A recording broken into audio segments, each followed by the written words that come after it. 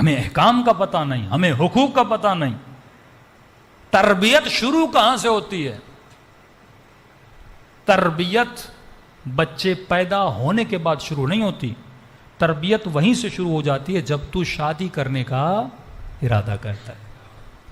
یہاں سے تربیت کا آغاز ہے. بندہ حیوان ہو تو شادی شہوت کے لیے کرے گا. شہوت جسم کی ضرورت ہے لیکن مقصد نہیں ہے. شہوت کو پورا کرنا بھی واجب ہے، لیکن جب شہوت پوری ہو گئی اس کے بعد تو بھیڑ بکریاں تو پیدا نہیں کر رہا. کائنات کی سب سے بڑی مشین دنیا میں لا رہا ہے. اس کی کس طرح تربیت کرنی ہے، کس طرح اسے مانیٹر کرنا ہے. فرمایا وہ باپ جس نے اپنی بیٹی کی شادی دنیا کی لالچ میں آ کر، حب دنیا میں آ کر، حیوانیت میں آ کر کسی ایسے سے شادی کروا دی جو بے دین و شرابی ہے، رسول خدا فرماتے ہیں یہ باپ جب مر جائے گا اس کے نام اعمال میں لکھا جائے گا لکھو اس نے اپنی بیٹی کا قتل کر دیا. یہ قاتل ہے. یہ بہت اہم ٹاپک ہے جو ابھی جوانی کے ان فمان جوانی میں ان کے لیے ایک جملہ کہوں، میں نے نیو رسویہ میں بولا، کیونکہ پوری دنیا گھومنے کے بعد ہم آپ کی خدمت میں آتے ہیں. اگر نقصانات آپ کو نہ بتائے جائیں، لفظ ہے قتل.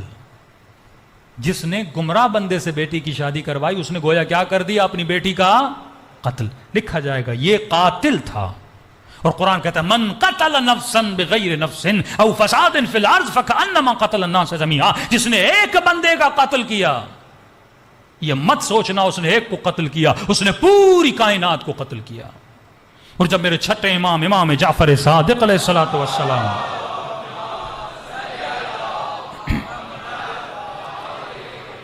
مولا سے پوچھا گیا مولا قتل سے مراد کیا ہے؟ وَمَنْ أَحْيَاهَا فَكَأَنَّمَا أَحْيَا النَّاسَ جَمِيعًا. اور جس نے ایک کو زندہ کیا. مولا موت اور حیات تو اللہ کے ہاتھ میں، ہمارے ہاتھ میں تو نہیں ہے. ہم کیسے کسی کی موت دے سکتے ہیں اور کسی کو زندگی دے سکتے ہیں؟ امام فرماتے ہیں یہاں قتل سے مراد ہے جس نے ایک بندے کو ہدایت دی. یہ زندگی ہے. قتل جس نے ایک بندے کو گمراہ کیا. یہاں وہی مراد ہے جس نے بیٹی کی شادی بے دین سے کروائی، شرابی و زانی سے کروائی، بیٹی کا قتل کر دیا کیونکہ بیٹی کو ظلمتوں میں ڈال دیا، اس کی نسل کو تباہ و برباد کر دیا. نسلیں بگڑ جاتی ہیں دنیا کی لالچ میں آ کر. دیکھیے جب پتہ نہ ہو نا میری زندگی کا ہدف اور مقصد کیا. انسان 24 گھنٹہ 100 سال جو انگریزوں نے انڈیا پہ حکومت کی، انگریز تو چلے گئے، آج نمازی، کلمہ پڑھنے والے، تہجد پڑھنے والے، لیکن فکر وہی ہے جو انگریزوں کی فکر ہے. تو یہاں دنیا بنانے نہیں آیا. تیرا ایم یہ ہے کہ میں اپنے وجود کو عالم برزخ کے لیے تیار کروں. اگر خدا نے صحیح سالم جسم دیا، یہی صحیح سالم جسم لے کر تجھے عالم برزخ میں جانا ہے. ایسا نہ ہو جس طرح میں نے کل کہا تو ناقص لولا لنگڑا وہاں پہ پیدا ہو. تکلیف کس کو ہوگی؟ اگر یہاں 9 مہینے کے انتظار کے بعد ماں کی گود میں ایک ایسا بچہ آئے جو ناقص ہو، جس کی آنکھیں نہ ہو، جو گونگا اور بہرا ہو، کتنی تکلیف ہوتی ہے اس ماں کو. مولا علی فرماتے ہیں بالکل اسی طرح جب عالم برزخ میں ہم تجھے لینے آتے ہیں، اگر تو ناقص پیدا ہوتا ہے علی کو تکلیف ہوتی ہے. تم ہماری بچوں کی مانند ہو. انا و علی ابوا هذه الامه. رسول خدا کی احادیث ہیں آخری زمانے کے لیے. بچوں کو دیکھتے تھے روتے تھے. یا رسول اللہ کیوں رو رہے ہیں؟ پر میں آخری زمانے کے بچوں کو دیکھ کے رو رہا ہوں. کلمہ پڑھیں گے لیکن حلیے، لیکن سوچیں، لیکن اعمال یہودی اور نصارہ جیسے ہوں گے. دنیا کی خواہش میں بچے کینیڈا بھیج دیے، امریکہ بھیج دیے، آسٹریلیا بھیج دیے. کیوں بھیجے بھائی؟ مولانا پڑھنے کے لیے. ٹھیک ہے اب واپس بلاؤ نا بچوں کو. تم نے قتل کر دیا اپنی نسلوں کو.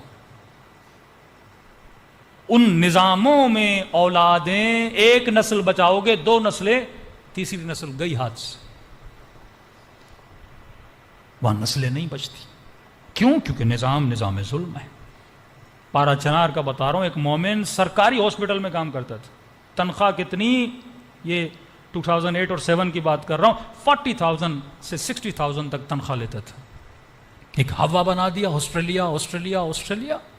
سرکاری نوکری چھوڑی، کس کی محبت میں گیا؟ دین کی محبت میں، دین بچانے گیا تھا۔ پہلا ایم یہ ہوتا ہے پیسہ کمانے جا رہے ہیں نا مولانا، ڈالرز میں کمائی ہوگی، پاؤنڈز میں کمائی ہوگی، اچھی بات ہے، اسلام کمانے سے روکتا نہیں ہے، لیکن چلو تم نے کما لیا، گھر بھی لے لیا، سب چیزیں تمہاری بن گئی، بچوں کا کیا ہوگا؟ نسلوں کا کیا ہوگا؟ جس معاشرے میں اسکول میں پابندی سے بولا جائے کہ بچے کو یہ سکھاؤ مرد مرد سے شادی کر سکتا ہے، عورت عورت سے شادی کر سکتی ہے، جس کے کلاس میں اگر وہ ایک ہے تو 24 بچے وہ ہیں جو زنا زادے ہیں، جس کی ٹیچر وہ ہے جو ہفتے میں سیٹرڈے اور سنڈے کو شراب اور زنا اور سور کھاتی ہے، کنفیوزڈ نسلیں ہیں وہاں پہ، کنفیوزڈ بچے بیچارے، کہ والدین نے ظلم کیا، ان بچوں کا کوئی قصور تو نہیں ہے۔ 70 سال کے بوڑھے مسجدوں میں بیٹھے ہوئے، ماتھوں پہ سجدے پہ سجدے کر رہے ہیں، ہاں بھائی بیٹی کہاں ہے؟ مولانا چلی گئی ہے۔ کہاں گئی؟ پتہ نہیں، مولانا 17 سال کی یونیورسٹی چلی گئی، بیٹی کو نہیں بچا سکا۔ بیٹا کہاں ہے؟ انگریز سے شادی کر لی۔ جن کی نسلیں بچی بھی ہوئی ہیں وہ بیچارے بچوں کو قصور نہیں ہے۔ کیوں؟ جس سوسائٹی میں جاتے ہیں وہاں شراب، وہاں زنا، وہاں بے حیائی، وہاں بے پردگی، وہاں عریانی، اور بیٹی گھر آتی کہتے دوپٹہ پہنو، دوپٹہ پہنو، دوپٹہ پہنو۔ جو دوپٹہ نہیں پہنتے وہ اچھے نہیں ہوتے، جو حجاب نہیں کرتے اچھے نہیں ہوتے۔ اب وہ اسکول جاتی، اس کی ٹیچر اتنا پیار سے اسے بات کرتی، کہتی بابا وہ حجاب نہیں کرتی لیکن اچھی تو بہت ہے، آپ کیسے بول سکتے وہ اچھی نہیں ہے؟ کنفیوز ہو جاتے ہیں۔ یہاں جو حجاب کی ویلیو وہاں نہیں ہے۔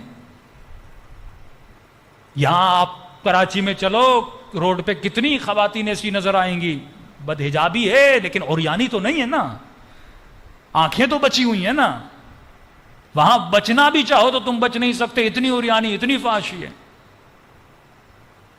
ایک کراچی کا ہی جوان تھا، اس کو 2 سال ہو گئے یورپ میں، کہنے لگا مولانا اب میں کیا کروں؟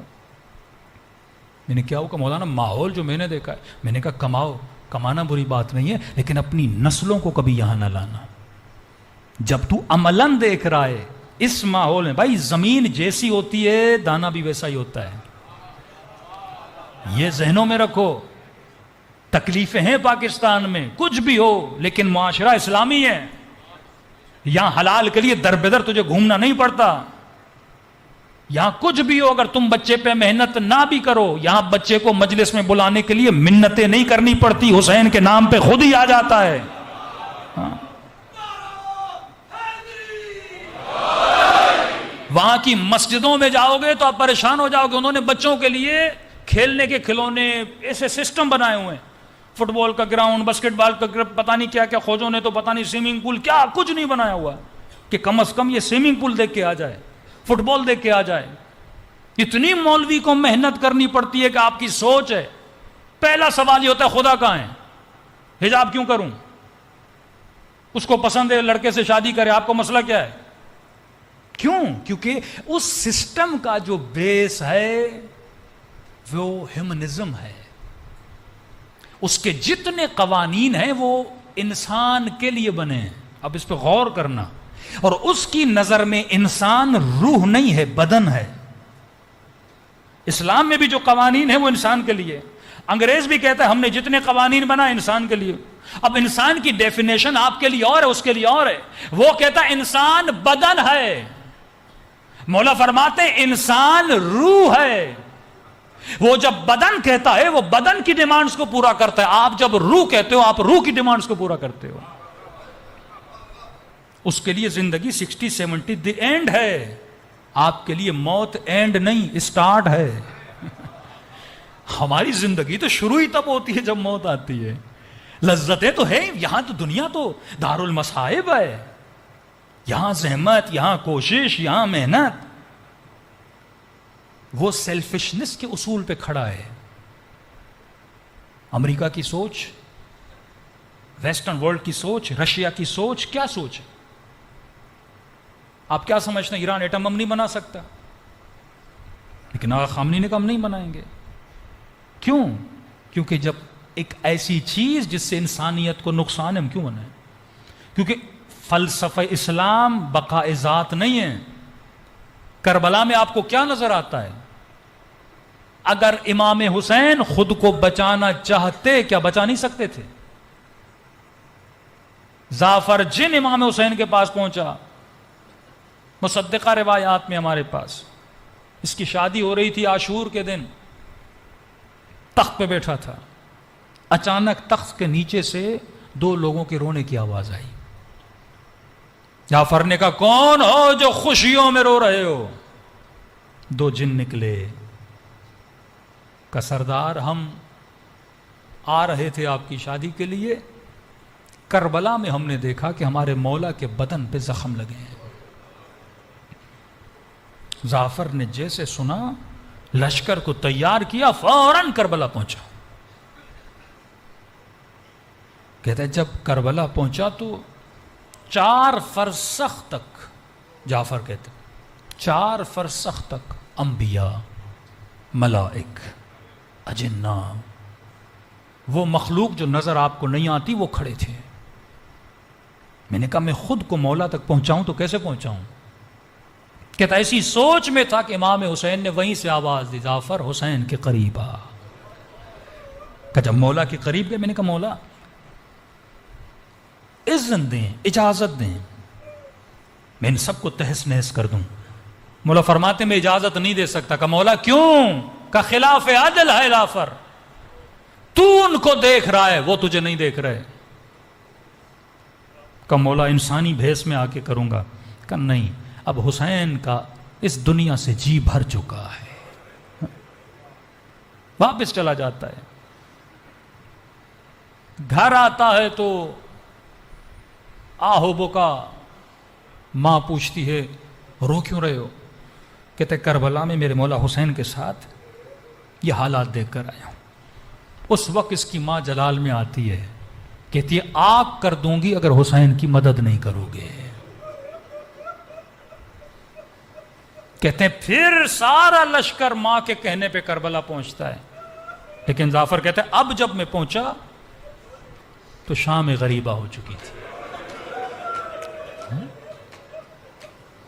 اگر حسین چاہتے، خدا گواہ ہے، کیا طاقت ولایت سے اس لشکر کو ایک بددعا دینے کی ضرورت تھی نا، لیکن وہ بقاء ذات کے لیے آئی نہیں۔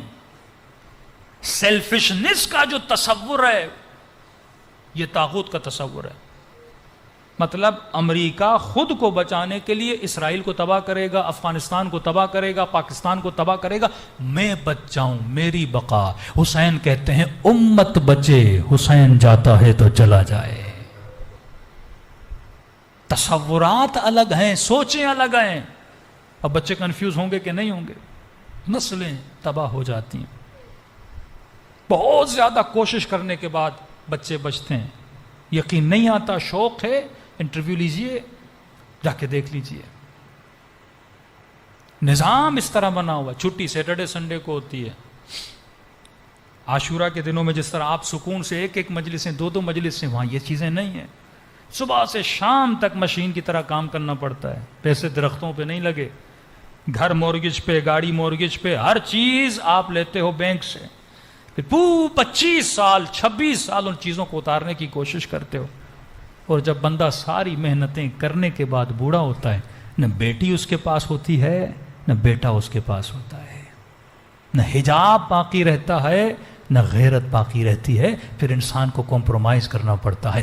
کمانے جاؤ جس بھی ملک میں جانا ہے، لیکن کبھی بھی اپنی نسلوں کو ایسے ماحول میں نہ لے جایا کرو جہاں پہ تجھے یقین ہو کہ میری نسلیں، ان کا ایمان، ان کی تقوی کم ہونے کا خدشہ ہے۔ پھر رسول فرماتے ہیں اگر باپ نے ایسا کیا، اپنی بیٹی کی شادی کسی بے دین سے کروائی، اگر یہ مر جائے گا لکھا جائے گا اس کے نام اعمال میں اس نے اپنی بیٹی کا قتل کیا۔ فرمایا حق سب سے بڑا والد کا اپنی اولاد پر یہ ہے کہ اس بچے کو اچھا ماحول دے، اچھی تربیت دے۔ اگر اس بچے بچے کو کالج اور یونیورسٹی کا راستہ دکھا رہا ہے تو اپنے بچے کو صراط مستقیم کا راستہ بھی دکھائے. یہ نہیں ہو قیامت کے دن والدین کا گریبان پکڑے اور یہ بولے کہ بابا تو نے مجھے صراط مستقیم نہیں دکھائی. تم نے مال کمانے کا ہنر تو دیا, تم نے پیسہ کمانے کا ہنر تو دیا, لیکن تو نے یہ ہنر نہیں بتایا کہ میں سمیت تمار کیسے بنا جاتا ہے, حر کیسے بنا جاتا ہے, زہیر کیسے بنا جاتا ہے. تو کربلا کا فلسفہ یہی ہے,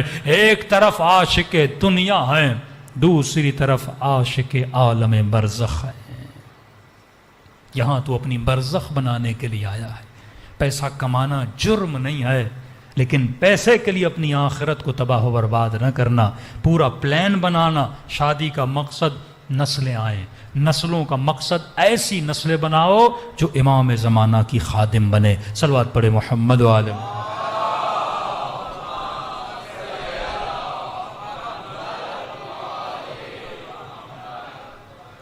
بارے دیگر صلوات پڑھے محمد و آل محمد.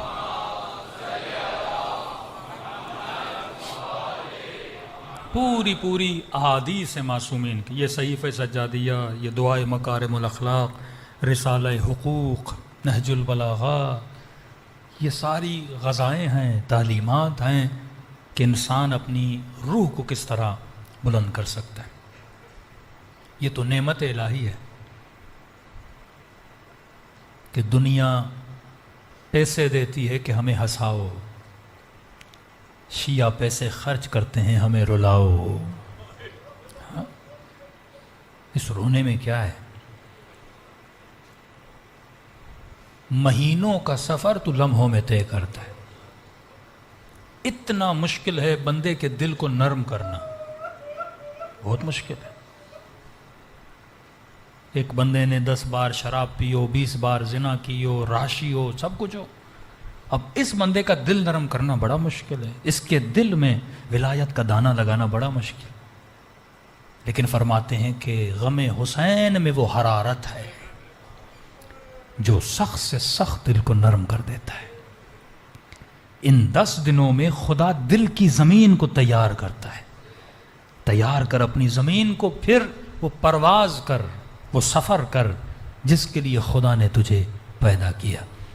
آئیے دلوں کو کربلا لے کر چلیں, متصل ہوں اپنے آقا امام حسین سے, اور دعا کریں کہ خدا وہ حوصلہ دے ہمیں, وہ عمل کرنے کی توفیق دے جس مقصد کی وجہ سے ہم دنیا میں آئے تھے. یہاں بھی شفاعت حسین نصیب کرے, عالم برزخ میں بھی شفاعت حسین نصیب کرے. دلوں کو کربلا لے جائیں. السلام